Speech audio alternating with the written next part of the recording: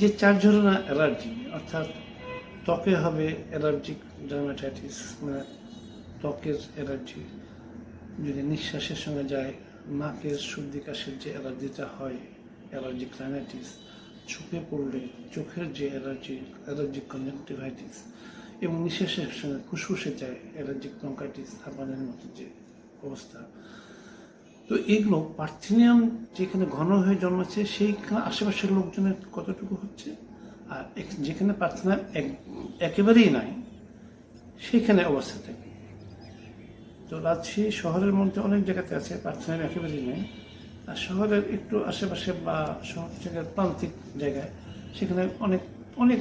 জায়গা আছে যেখানে ঘন হয়ে পার্থেনিয়াম জন্মাচ্ছে। আমরা 2 জায়গাতেই